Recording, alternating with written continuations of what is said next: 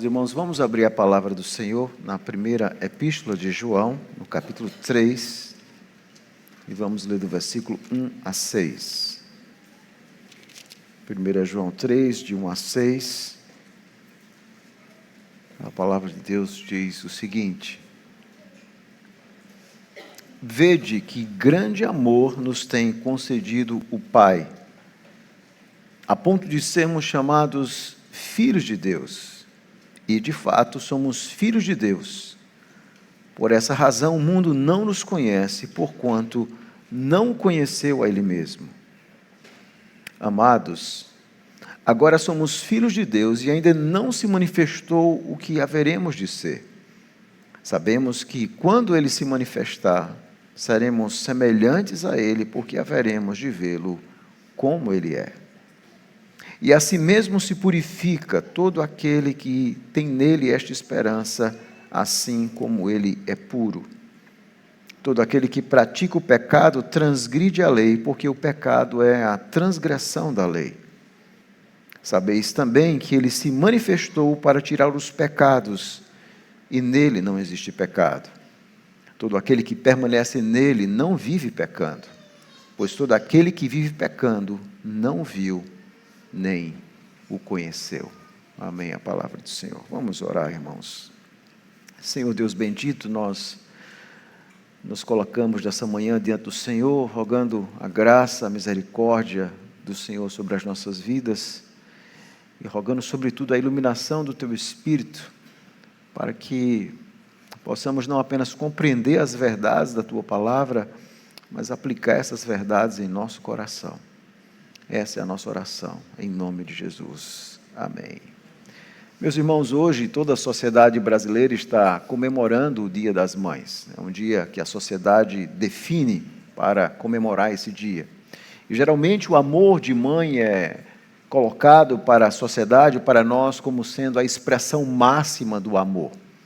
Então a sociedade olha para o amor de uma mãe para o seu filho como sendo a expressão máxima do amor que nós podemos observar, como se fosse um protótipo de um amor perfeito. No entanto, a palavra de Deus nos ensina a respeito de um amor muito mais glorioso do que o amor de mãe. Um amor muito mais profundo do que o amor de uma mãe pelo filho. Na verdade, a própria palavra de Deus nos diz que é possível que uma mãe não ame o seu filho. Nós vemos isso. Quantas mães simplesmente não abortam os seus filhos? A própria palavra de Deus diz em Isaías 49:1, Deus faz essa pergunta: acaso pode uma mulher esquecer-se do filho que ainda mama, de sorte que não se compadeça do filho do seu ventre? Mas ainda que esta viesse a se esquecer dele, eu todavia não me esquecerei de ti. Ou seja, Deus está mostrando que todo amor humano ele é falho. E esse texto, então, nos apresenta o protótipo, a grandeza do tipo de amor que nós devemos observar em nossa vida. Embora nós não possamos negar o amor das mães pelos seus filhos, mas nenhum amor deve servir de protótipo para nós, a não ser o amor do próprio Deus. Mas você compreende o amor de Deus? Você compreende o amor de Deus pelo seu povo? Se você é um cristão verdadeiro, você compreende nessa manhã o amor de Deus por você. É exatamente isso que João está levando os seus leitores a refletir. Vede o grande amor que nos tem concedido o Pai. Veja que amor grandioso, um amor inexplicável, que é o amor de Deus pelo seu Filho.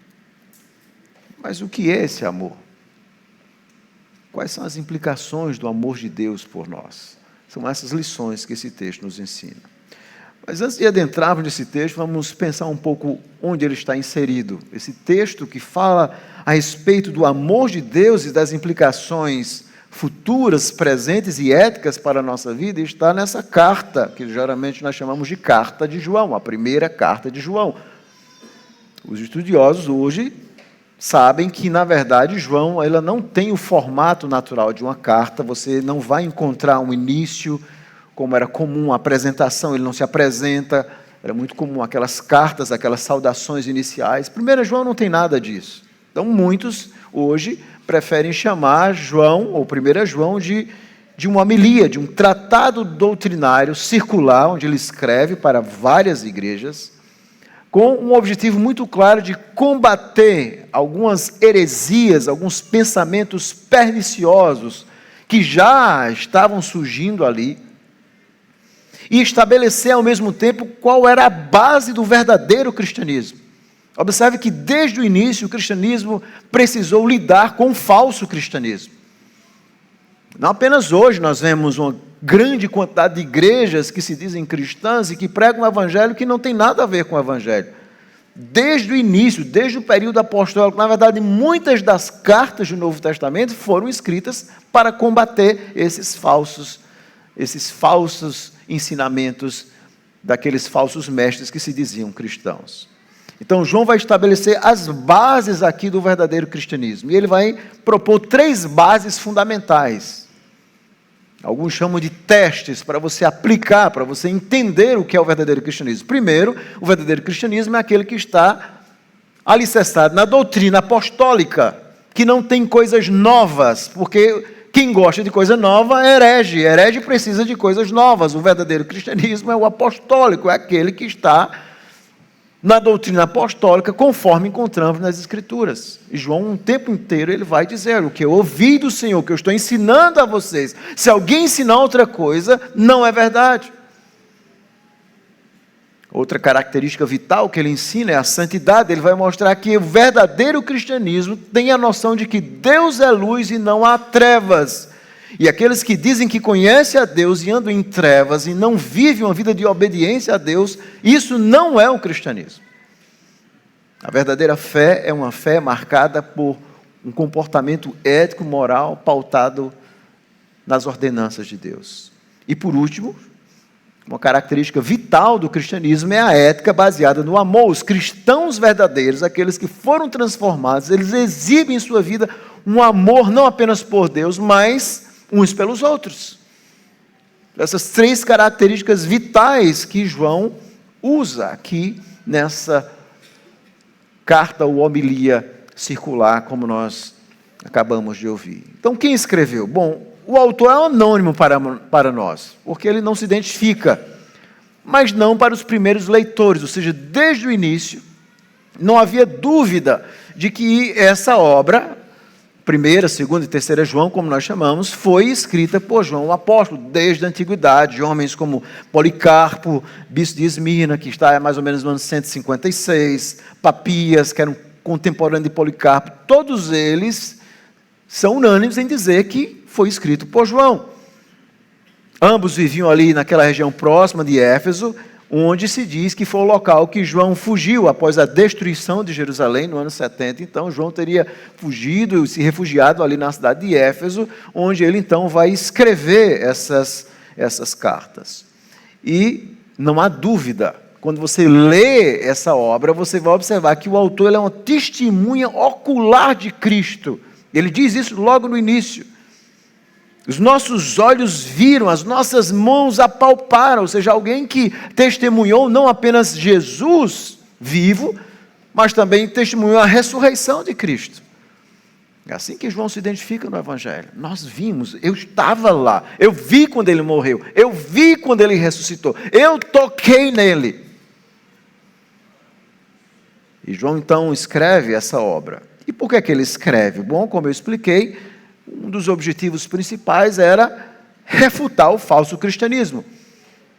Há uma dúvida entre os estudiosos aqui se nós devemos ler João como uma leitura antignóstica, uma leitura polêmica ou não polêmica, mas o fato é que é muito claro e evidente que João já está combatendo aquilo que nós chamamos de protognosticismo. O gnosticismo é uma heresia que vai se desenvolver a partir do 2º século. Ela não está desenvolvida aqui, mas aqui nós já temos essas raízes dessa heresia. E o nome gnóstico vem da ideia de conhecimento. Esse grupo achava que tinha uma revelação especial de Deus, que alguns apóstolos então teriam passado essa revelação especial de Deus, e geralmente eles então tinham uma tendência ascética, dualística entre o corpo e a alma, então você deveria, pelo menos uma linha desse gnosticismo, que vai ser posterior, dizia que você precisa então subjugar o corpo, bater o corpo. E outro dizia assim, bom, já que Deus se importa apenas com a alma, não importa como você vive, você pode viver do jeito que você quiser, porque Deus só se importa com o coração. E parece que nós já temos esse proto-gnosticismo aqui, então por isso que eles negavam a encarnação de Cristo. Se a matéria era má, então Cristo não poderia ter de fato vindo como Deus homem. Ou seja, a essência do cristianismo estava em jogo. João então está combatendo. E é por isso que o tempo todo você vai ver nessa obra, João usando o verbo para que vocês saibam. Eu quero que vocês saibam, eu quero que vocês conheçam. Ou seja, existiam verdades doutrinárias fundamentais, verdades centrais da fé cristã que eles tinham que ser lembrados. Vocês precisam entender.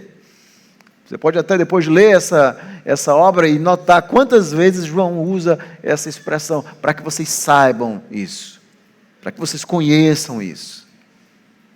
Então o tema geral dessa carta é muito claro, o que realmente significa conhecer a Deus através de Cristo e quais são as implicações práticas. João vai mostrar que o cristianismo não é apenas doutrinas na nossa mente, mas é vida, é uma mudança que Deus faz na nossa vida. E essa carta ela é importante porque, de alguma forma, ela estabelece uma linha demarcatória entre o verdadeiro e o falso cristianismo. O verdadeiro e o falso evangelho. O verdadeiro e o falso crente. O caminho da vida e o caminho da morte. Por isso que essa carta é importante. Agora, voltando aqui, em que ponto nós estamos? Bom, o gênero, com uma forma geral, é um gênero de sermão, ou homilia, de tratado, um discurso, como eu chamo, teológico exortativo circular. Por que circular? Porque João esperava que várias daquelas igrejas cristãs ou comunidades cristãs lessem. E o objetivo era muito claro, era apresentar o verdadeiro cristianismo, que tem 3 características: doutrina verdadeira, obediência à lei de Deus e amor verdadeiro. Essa era a essência, essa era a preocupação de João. E ele então, dentro dessa preocupação, ele desenvolve o seu argumento, onde ele vai mostrar aqui no capítulo 3, sobretudo, esse contraste. João vai fazer 2 contrastes muito importantes na epístola. Primeiro, do cristianismo verdadeiro com o falso. E agora, do cristianismo verdadeiro com o mundo. É interessante isso. Primeiro, o cristianismo verdadeiro, ele é totalmente diferente do falso. Mas, em segundo lugar, o cristianismo verdadeiro, ele é completamente diferente dos valores do mundo.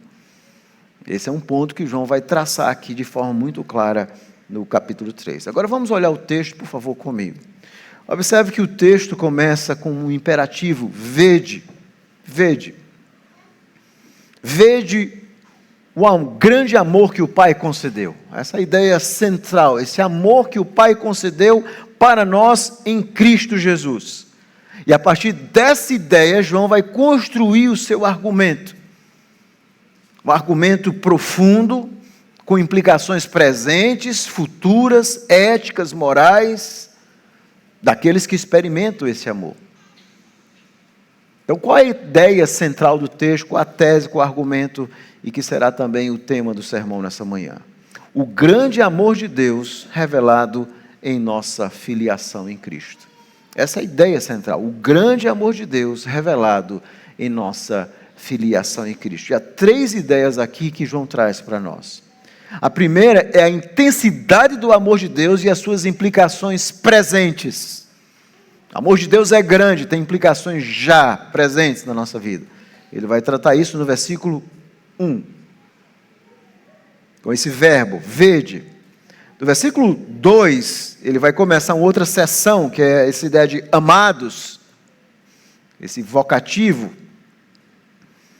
E o versículo 2, ele vai tratar a respeito da certeza do amor de Deus e suas implicações futuras. Ou seja, o amor de Deus tem implicações profundas para o futuro, que ele quer ensinar aos seus ouvintes. E em terceiro lugar, do versículo 3 ao versículo 6, ele vai mostrar a incompatibilidade entre a nossa filiação divina e a vida no pecado. Ele vai mostrar a dimensão ética, ou seja, é incompatível alguém que se diz cristão e vive no pecado. Não é incompatível, essa pessoa não conhece a Deus. Então ele vai mostrar essa incompatibilidade entre a nossa filiação divina e o pecado. Então vamos analisar em primeiro lugar o versículo 1, a intensidade do amor de Deus e suas implicações presentes. João começa aqui com esse grande imperativo, que na língua grega tem essa força argumentativa: vede, observem. E a ideia central é, o Pai, literalmente, uma tradução, deu amor, ou como o nosso tradutor diz, concedeu o amor. Vede, observem o amor de Deus. Olhem, preste atenção no amor de Deus. Existem muitos outros tipos de amores na vida, no mundo. Mas João está agora pegando os seus leitores e colocando como se fosse, redirecionando, aliás, eles para o local certo, como uma câmera, como um diretor de cinema, dizendo assim: foquem no amor de Deus. Olha esse amor, o grande amor, a maravilha do amor do Pai. E é assim que ele se dirige a Deus, como Jesus havia ensinado. O Pai, vede, uma tradução literal, o Pai deu amor. E esse verbo dar aqui está em uma forma que nós chamamos na língua grega do verbo perfeito, que geralmente é utilizado para descrever uma ação que foi completada no passado, mas alguns resultados ou efeitos continuam em vigor no presente. Essa ideia de dar ou conceder, como tem em algumas versões. Ou seja, esse foi um fato glorioso, o amor de Deus, quando Ele então enviou o seu Filho. Deus mostrou o seu amor de várias formas nas Escrituras, mas em nenhum local, em nenhum momento, esse amor é mais visível do que no fato dele dar o seu Filho, entregar o seu Filho Jesus Cristo. E isso tem efeitos para sempre na nossa vida e na vida daqueles que são seus filhos. Ele começa dizendo: vejam esse amor, olhe para esse tipo de amor que o Pai nos deu. É algo tão maravilhoso para nós compreendermos. E ele então vai dizer, a ponto de sermos chamados filhos de Deus. Veja, hoje isso parece tão simples: eu sou filho de Deus. Mas João está dizendo, como eu e você, pecadores, indignos e miseráveis, podem ser chamados de filhos de Deus. Um Deus que ele diz no capítulo 1, versículo 5, que é luz, que não há treva nenhuma. Como é que você pode ser filho de um Deus desse? Olhe para você, olhe para a sua natureza, eu olho para a minha. Veja a distância, o abismo do ser de Deus e do nosso ser. Um Deus que é perfeito, cujos anjos, até mesmo aqueles que estão perto dele, precisam cobrir os seus olhos e cobrir os seus pés e exclamar 24 horas: santo, santo, santo, seres que nunca pecaram. Essa é a música no céu, 24 horas, santo, santo, santo. E agora eu e você somos filhos de Deus. Então isso só tem uma explicação. João diz assim: isso é o amor de Deus. Como é que eu e você podemos ser filhos de Deus? Veja que amor. Isso hoje em dia todo mundo diz: eu sou filho de Deus, eu sou filho de Deus, mas sem pensar nas implicações profundas disso. É isso que João está levando os autores. Esse amor foi concedido. Veja o que ele continua dizendo: a ponto, ou seja, a fim, essa ideia de propósito, para que fôssemos chamados filhos de Deus. Ou seja, o amor de Deus é grandioso, porque pelo fato dele dizer: você é meu filho. O amor de Deus está apenas nessa frase: você é filho de Deus. Você tem ideia do que significa essa frase? Eu sou filho de Deus. Para você repetir isso mostra que Deus realmente amou vocês. E ele então vai dizer, e de fato, no versículo 1, nós somos filhos de Deus. Esse é um fato. E aí está o amor de Deus. A essência do Evangelho, é isso que João está dizendo aqui. A essência do Evangelho é olhar para Deus através da pessoa e obra de Cristo. Então nós olhamos também para nós como recebedores desse amor. É em Cristo que nós somos feitos filhos de Deus, e isso é um amor tremendo. Uma coisa é quando uma mãe tem um filho, e o pai e a mãe observam e sabem que aquela criança, de alguma forma, ela tem a mesma natureza sua, tem algumas características. Não é assim. Você vai observar o olho, o jeito, as aparências. Mas em que é que eu e você, pecadores, nos parecemos com Deus?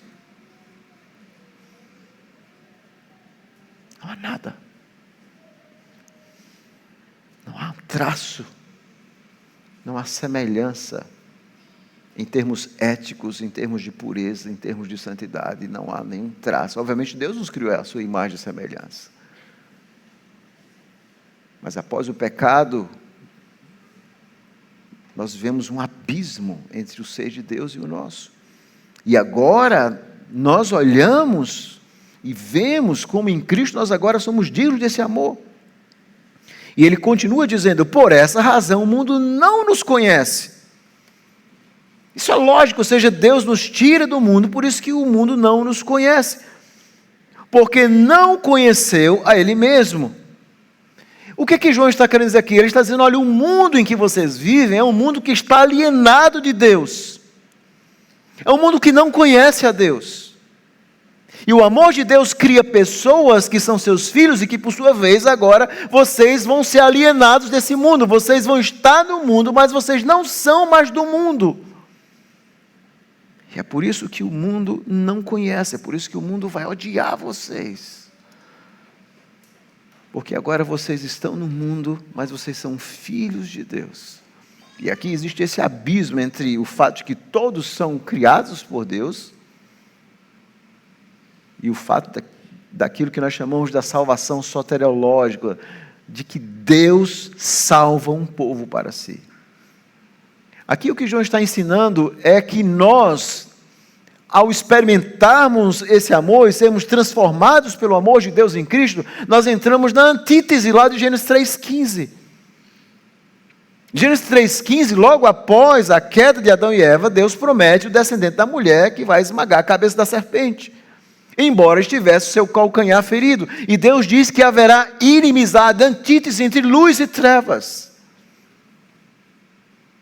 E sempre vai ser assim em toda a história bíblica, luz e trevas, o povo de Deus e o mundo. E aqui João está dizendo e falando dessa antítese. Jesus já havia falado isso em João capítulo 17. O mundo não me conheceu, o mundo não vai gostar de vocês. O mundo não nos conhece, o mundo não sabe quem nós somos. O mundo não vê isso, não percebe isso. Porque o mundo não conhece a Deus. Então nós, agora, estamos alienados do mundo, na mesma proporção que o mundo está alienado de Deus. Nós somos um povo que vive no mundo, mas cujos valores, ideais, não se encaixam em nenhuma nação. Não se encaixa em nenhuma visão política, não se encaixa em nenhuma visão filosófica, porque nós somos um povo com valores próprios. Nós somos peregrinos nesse mundo. É isso que João está ensinando aqui. Nós entramos nessa antítese. E no versículo 2, então, ele começa a falar da certeza do amor de Deus e suas implicações futuras. Amados, e agora essa é uma forma que ele usa várias vezes nessa obra. Amados, agora somos filhos de Deus. Esse é um fato.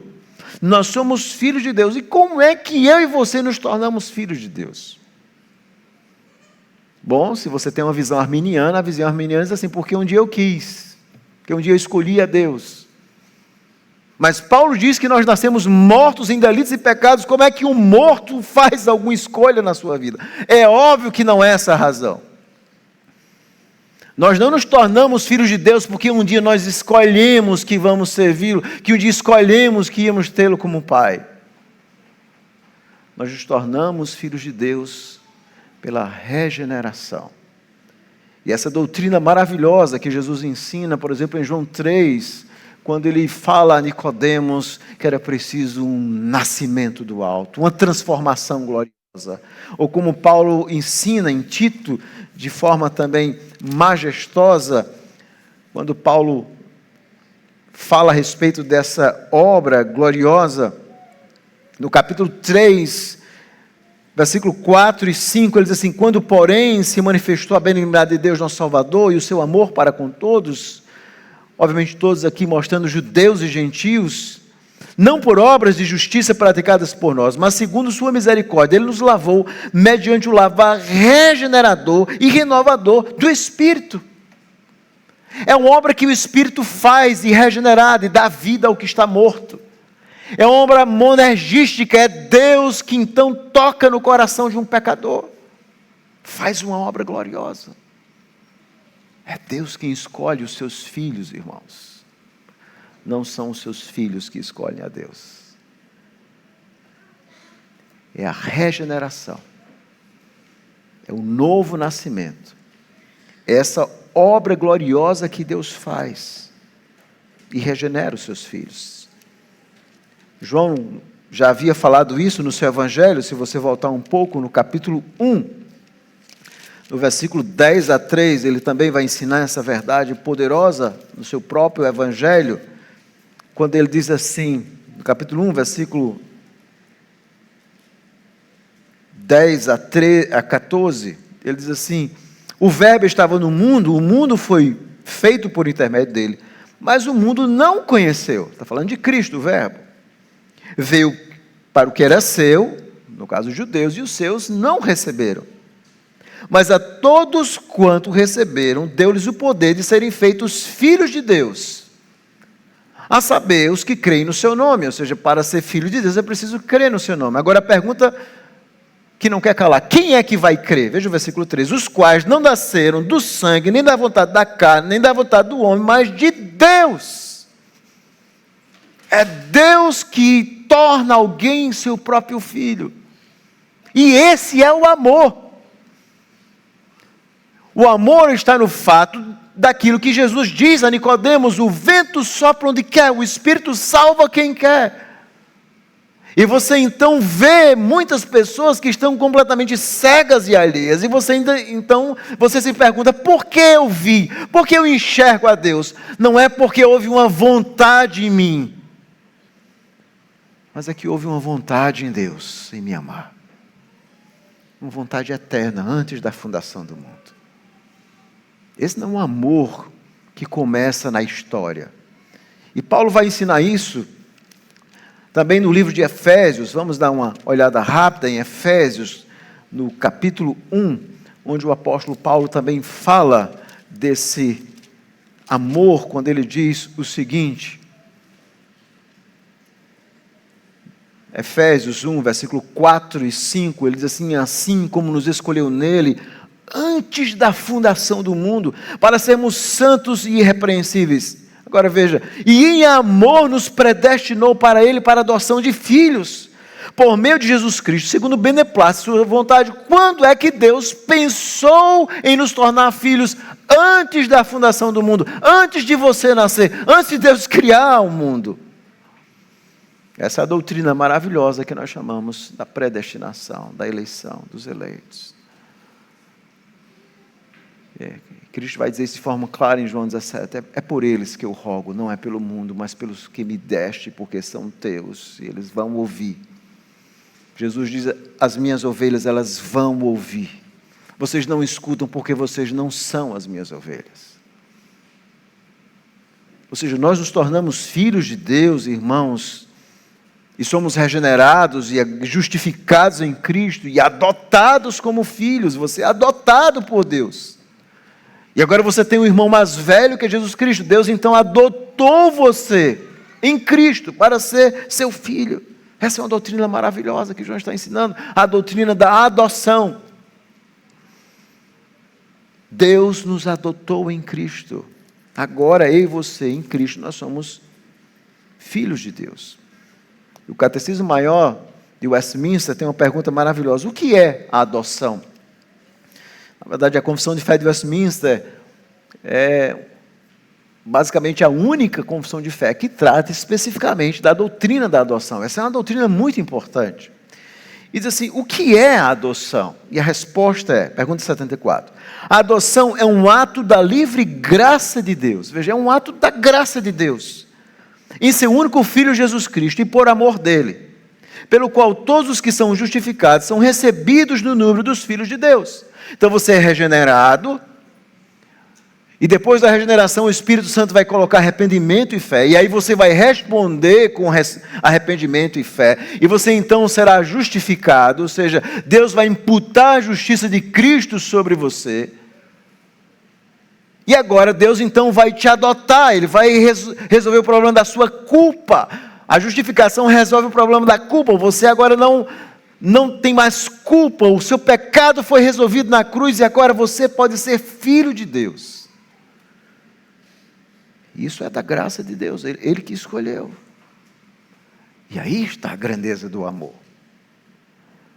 A grandeza do amor está no fato de que Deus nos adotou para sermos filhos. E o Catecismo continua dizendo, e aqueles que são justificados e recebidos no nome dos filhos de Deus, trazem o seu nome, recebem o Espírito do Filho, estão sob o seu cuidado e dispensações paternais, são admitidos a todas as liberdades e privilégios dos filhos de Deus, feitos herdeiros de todas as promessas e co-herdeiros com Cristo na glória. Quantos benefícios gloriosos! O cuidado de Deus, Deus é o seu Pai, nunca vai te abandonar. Tem privilégios gloriosos nessa vida. Mas vamos voltar para João. Ele vai dizer que existem privilégios gloriosos na eternidade. Ele diz assim, agora nós somos filhos de Deus. Veja o versículo 3. E ainda não se manifestou o que haveremos de ser. Veja, nós estamos admirados com o fato de Deus nos tornar filhos. Antes da fundação do mundo, na história, em um momento claro na nossa vida, quando o Espírito nos transformou, e agora você é filho de Deus, que coisa gloriosa, você foi adotado. Mas João diz assim, mas isso não é tudo. Existem coisas mais gloriosas que vocês vão experimentar. E o que é? Ele diz, sabemos que quando Ele se manifestar, Ele está falando da vinda de Cristo, da manifestação, seremos semelhantes a Ele, porque haveremos de vê-lo como Ele é. Que coisa gloriosa! Você vai ver a Deus e sobretudo a pessoa bendita de Cristo, Deus homem, como Ele é, quando Ele se manifestar. Obviamente Deus é Espírito, ninguém vai ver a Deus, mas nós vamos ver a segunda pessoa da Trindade, o Deus homem. Quando Ele se manifestar, veja o que Ele diz, você vai ser semelhante a Ele.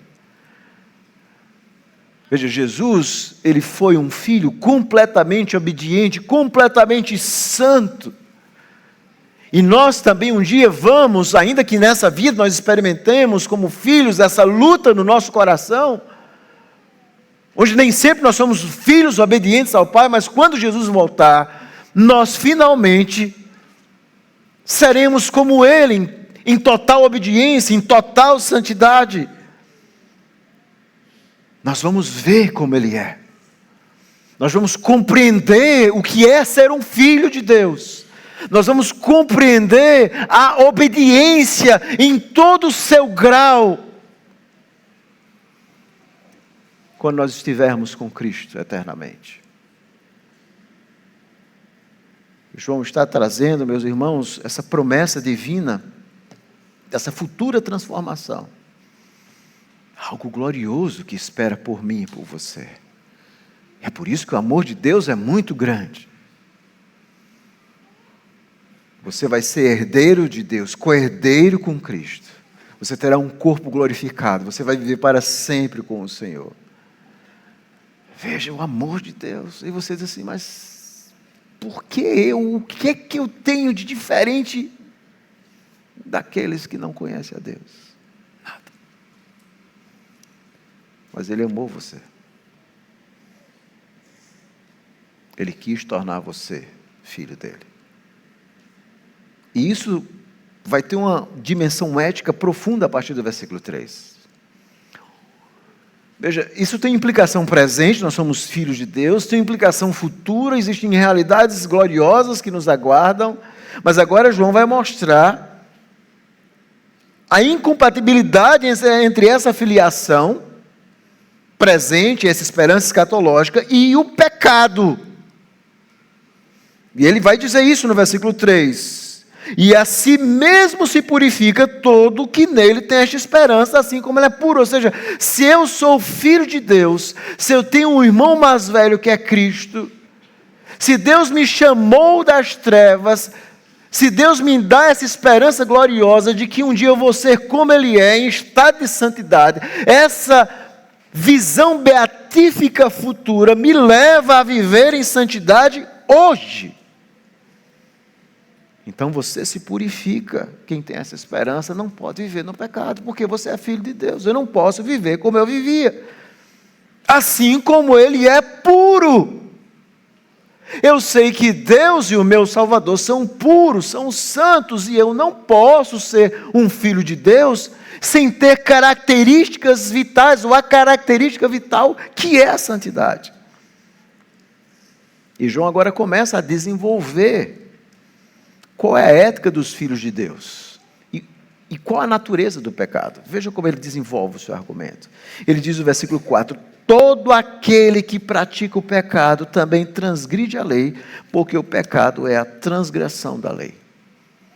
A palavra grega que João usa aqui, quando ele diz assim, todo aquele que pratica o pecado, e quando ele diz assim que a lei, o pecado é a transgressão da lei, ele está dizendo que o pecado é anomia, é a palavra grega que ele usa.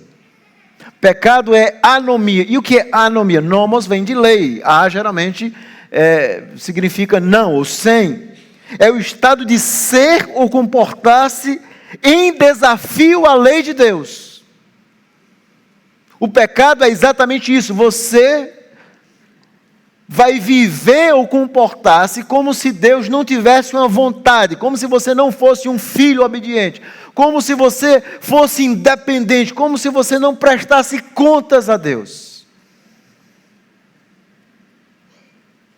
Pecado, todo aquele que pratica o pecado, vive na prática do pecado, ele é anômos, ele cria seus valores, a sua ideia, seus pensamentos, é aquilo que a Bíblia vai mostrar, essa natureza pecaminosa, e é o que nós chamamos esse desejo de autonomia. Eu sou livre, eu sou autônomo, eu crio a minha própria vida, eu crio os meus valores. Isso é um problema muito sério, nós vemos, e sobretudo vocês adolescentes que muitas vezes começam a desenvolver e a ver o mundo, e há muitas vezes no coração de muitos adolescentes e jovens esse desejo de autonomia, de querer ser livre, entre aspas, mas essa liberdade a Bíblia chama de escravidão. Por isso que Tiago chama a lei de Deus da lei da liberdade. Você é livre quando você obedece a Deus. Veja como o conceito bíblico de liberdade é diferente. Jesus te libertou das trevas e agora, para ser livre, para continuar livre, eu obedeço. Essa liberdade de não seguir regras, a Bíblia diz que é escravidão. E essa é a essência do pecado. O pecado é anomia. Você vive como se Deus nem existisse, não tem certo nem errado, você vai criando as suas regras. Esse é o retrato da nossa sociedade, né? Nessa sociedade que nós estamos vivendo, pós-moderna, onde cada pessoa vai criar o certo e o errado, vai criar o seu conjunto de valores, onde você fala de Deus, do que é certo e errado, e a pessoa diz assim, não, isso é o que você pensa, eu tenho minha própria visão de certo e errado. Nós estamos vivendo uma sociedade onde o próprio Estado, muitas vezes, os Estados, como o nosso brasileiro, vai criando seus valores, suas regras do que é certo e errado, e muitas vezes que são contrários à palavra de Deus. esse desejo absoluto, o que você decide é certo. Então eu decido que não sou um homem, eu decido que agora sou uma mulher. Então, ok. Veja, tudo isso é anomia, esse desejo que é no coração do homem, de autonomia. O pecado é anomia, João está dizendo isso. Cuidado, e nós temos que ter muito cuidado na nossa vida, porque o nosso coração é tão enganoso e desesperadamente corrupto, como a Bíblia diz, e como Jesus diz, dele é que vem mau pensamento, vem homicídio, avareza, adultério, dolo, loucura, não no sentido psiquiátrico, mas essas loucuras de querer criar seus próprios valores.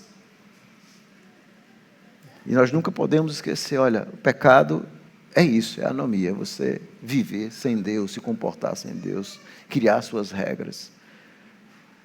E os filhos de Deus não podem viver assim. Não podem. Mas João vai dizer também no versículo 5, que o pecado é um desprezo à obra de Jesus. Ele diz assim, sabemos também que ele se manifestou para tirar os pecados do mundo, e nele não existe pecado. Ele diz assim, vocês entendem o que é o pecado? Como ele é grave aos olhos de Deus? Se o pecado fosse inofensivo aos olhos de Deus, ele não tinha enviado o seu próprio filho para morrer por causa dos pecados de vocês. O pecado é tão grave que Deus teve que enviar o seu único filho para fazer um pagamento, para satisfazer a justiça de um Deus que é santo, que vocês não conseguem satisfazer. Mas ele veio obedecer à lei de Deus, ele veio pagar o preço, ele veio rasgar a dívida que vocês tinham. É isso que Jesus diz na cruz, está consumado. Então, quando você peca, você está desprezando a Cristo, você está cuspindo em Cristo. É assim que você deve ver o pecado. Nós estamos vivendo uma geração do eufemismo. O que é errado, nós vamos dando aqueles nomes mais bonitos. A gula nós chamamos de comer compulsivamente. Nós vamos criando esses eufemismos para, de alguma forma, aliviar a nossa consciência. Mas cada vez que nós pecamos, é como se eu estivesse olhando para a cruz de Cristo, estivesse sendo aquele algoz, estivesse sendo aquela pessoa que furou o lado dele, que bateu os pregos. Vocês acham que a minha linguagem está sendo forte, não é? Mas abra a sua Bíblia no livro de Hebreus, por favor.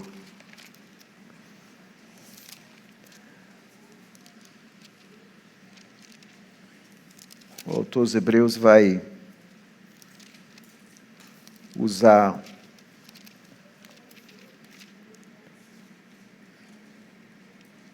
essa linguagem bastante forte.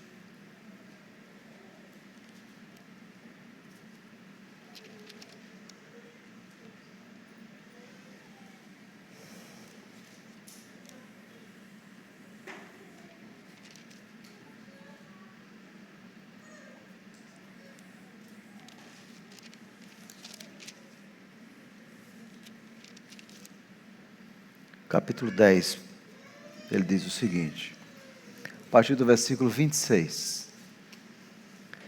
Porque se vivermos deliberadamente em pecado, depois de termos recebido o pleno conhecimento da verdade, já não resta sacrifício pelos pecados. Pelo contrário, certa expectação horrível de juízo e fogo vingador preste a consumir os adversários. Sem misericórdia morre pelo depoimento de Moisés, pelo depoimento de 2 ou 3 testemunhas, quem tiver rejeitado a lei de Moisés.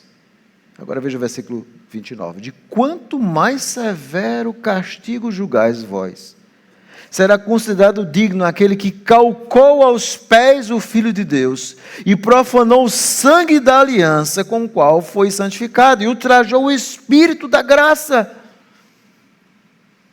Quanto mais severo, veja assim, na antiga aliança, Deus trazia juízo para aqueles que quebravam a lei de Moisés. Imagine nós na nova aliança. Quanto mais sério é se nós nos dizermos cristão e vivemos no pecado. É como se você estivesse calcando os pés do Filho de Deus. Você fosse aquele algoz. E ele continua e diz assim: horrível coisa é cair nas mãos do Deus vivo. É por isso que o pecado é um desprezo à obra de Cristo. Vamos voltar lá para João. Mas ele continua no versículo 6, em 1 João, dizendo o seguinte, o versículo 6 agora, ele continua o seu argumento, e diz o seguinte: todo aquele que permanece nele, não vive pecando. Aquele que permanece em Cristo não vive pecando. E todo aquele que vive pecando não viu, nem o conhece, nem o conheceu.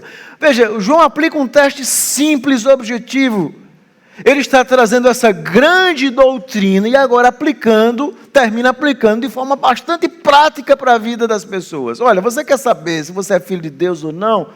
Não precisa muito lenga-lenga, não precisa muita coisa, é muito simples. Se você vive na prática do pecado, é porque você não conhece a Deus, você não é filho de Deus. É simples assim. Permanecer em Cristo significa não viver pecando. E se você vive pecando, você não conhece a Deus, você não é filho dele. E é simples assim, não precisa complicação. E aqui João está trazendo as profundas implicações dessa doutrina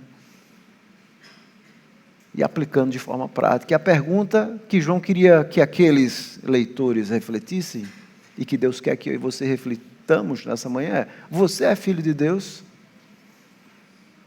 E nós podemos responder isso de uma forma bastante sofisticada, talvez lembrando o dia que você foi na igreja, que você se disse cristão, e talvez a sua frequência, em quantas vezes você vai na igreja, mas a resposta é: você vive na prática do pecado. Você vive uma vida onde você quebra a lei de Deus, então você não é filho de Deus.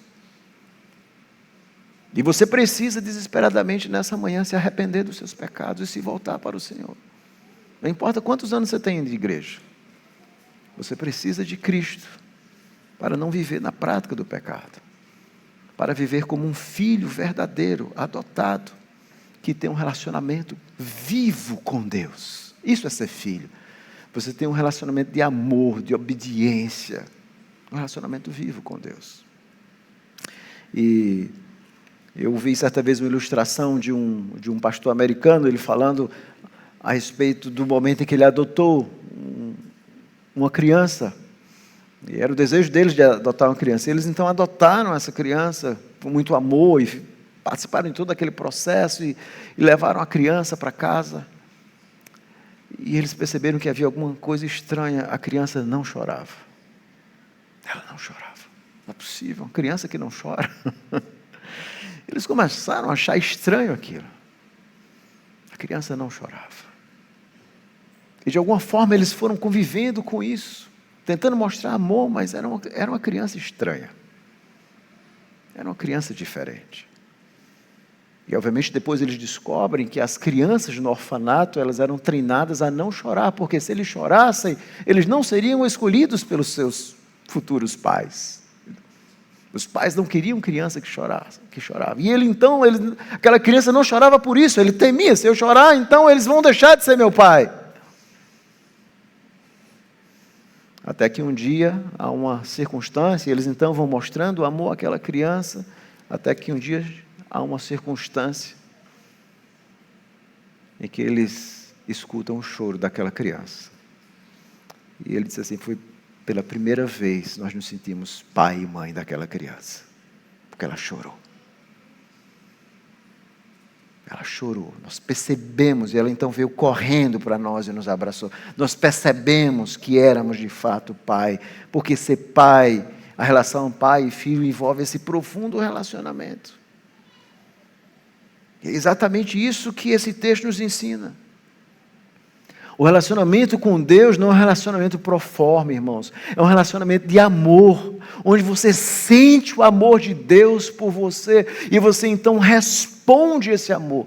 Você vive toda a sua vida baseado nesse amor por Deus, sabendo que tudo que você fizer é nada comparado a esse amor.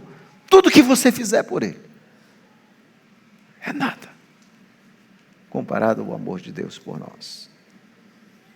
Então, quais são as aplicações que esse texto nos traz, meus irmãos? A primeira é que nós somos chamados a olhar nessa vida para essas realidades espirituais. Nós temos que olhar para o amor de Deus por nós. O amor de Deus por nós, um amor eterno e merecido, que vai durar para sempre, é um amor que é a fonte de todos os privilégios que nós temos na vida como crentes. É o amor de Deus. Nada é mais maravilhoso do que esse novo nascimento, do que essa justificação, do que essa adoção. Nós somos regenerados. É por isso que João vai dizer isso, quando você é regenerado, quando Deus transforma a sua vida verdadeiramente, o comportamento ético não é um esforço, não é uma luta, você não se esforça para obedecer a Deus. Obviamente existe um certo esforço humano, mas aquilo não é um peso, os mandamentos de Deus não são pesados para você. É assim que você conhece um ímpio ou um cristão falso, é uma luta. Ah, pastor, mas o senhor não sabe. Mas aquele que ama a Deus, ele se esforça para mostrar o seu amor a Deus em uma obediência total. Se dizer cristão ou crente, meus irmãos, não é suficiente. E essa é a lição. Se dizer filho de Deus não é suficiente, é preciso andar em santidade. E o privilégio de ser filho de Deus é tão maravilhoso quanto fazer parte da sua igreja. Nós não apenas nos tornamos filhos de Deus, mas agora pertencemos à igreja, uma comunidade de peregrinos que aguardam coisas gloriosas, como Jonathan Edwards dizia, a graça é a glória iniciada, e a glória é a graça concluída. A graça é exatamente essa glória que nós experimentamos nesse mundo, e quando nós chegarmos na glória, é essa graça que foi concluída, terminada. E que de alguma forma nós vamos experimentá-la por toda a eternidade. Você vai passar toda a eternidade e dizer, meu Deus, por que eu estou aqui? Porque Deus me amou. O que há de bom em mim? É por isso que Calvino, ele faz um comentário maravilhoso, ele diz assim, fisicamente nós somos pó e sombra. E a morte está sempre diante dos nossos olhos. Estamos expostos a 1000 misérias e nossas almas a inúmeros males, de modo que sempre encontramos o inferno dentro de nós. Quanto mais necessário é que nossos sentidos sejam retirados da visão das coisas presentes, para que as misérias não abalem a nossa confiança naquela felicidade que ainda está escondida. Há uma felicidade gloriosa que ainda está escondida, mas que nós já começamos a experimentar nesse mundo. Nós já começamos a experimentar. Eu estava lendo sobre esse texto e há uma história engraçada contada por William Alexander. Ele conta a história que ele estava traduzindo esse livro de 1 João para um grupo de nativos que, obviamente, não conheciam ainda o texto da Bíblia. Ele está traduzindo, e quando os nativos, alguns nativos estavam ajudando ele a traduzir, quando eles chegaram nesse ponto que eles iam ver Cristo como Ele é, os nativos disseram, não. Aqueles diziam, não, é muito. Vamos botar que nós vamos apenas beijar, que será permitido beijar os pés dele.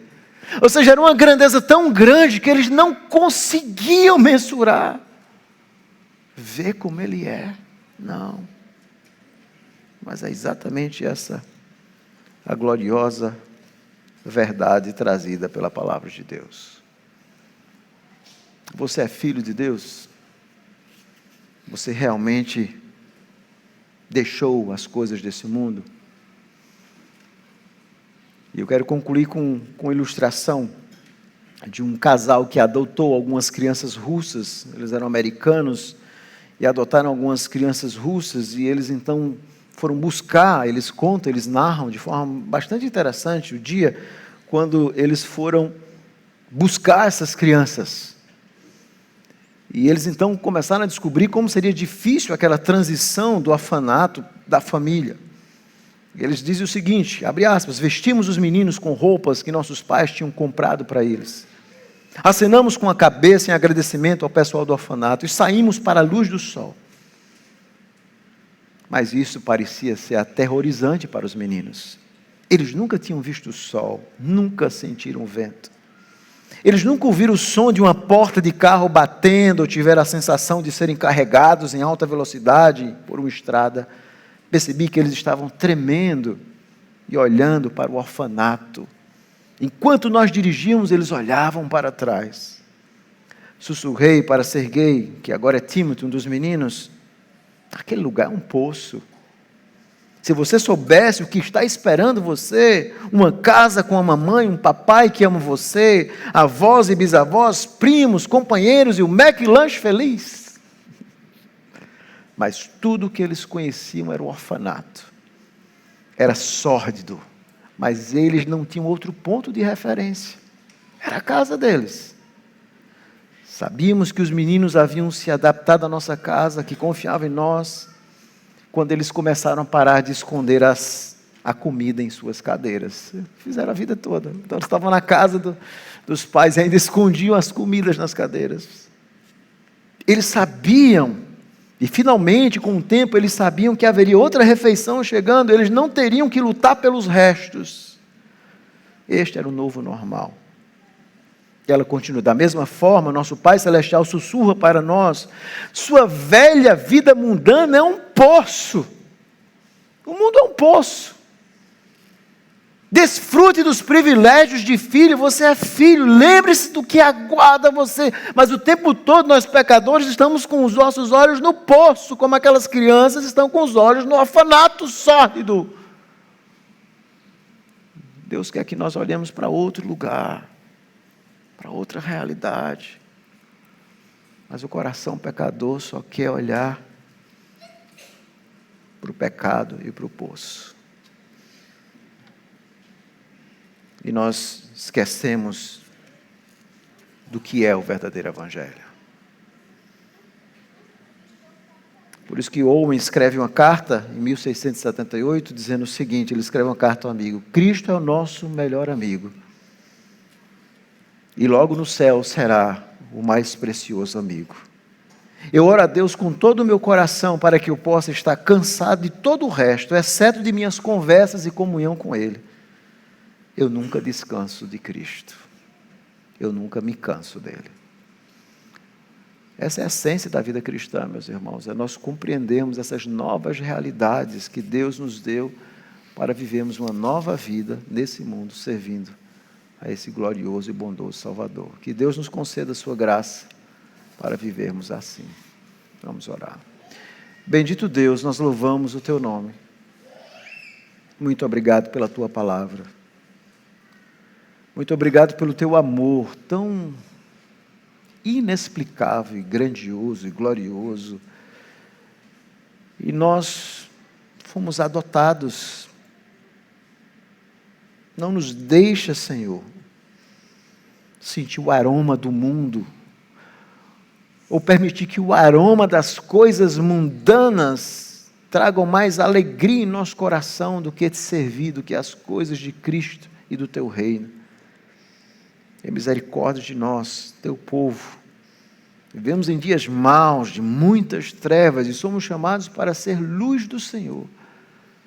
Mas não seremos, se a luz do Senhor não brilhar em nós, e respondermos essa luz com uma profunda obediência ao Senhor. Tenha misericórdia da nossa vida, essa é a nossa oração, em nome de Jesus. Amém.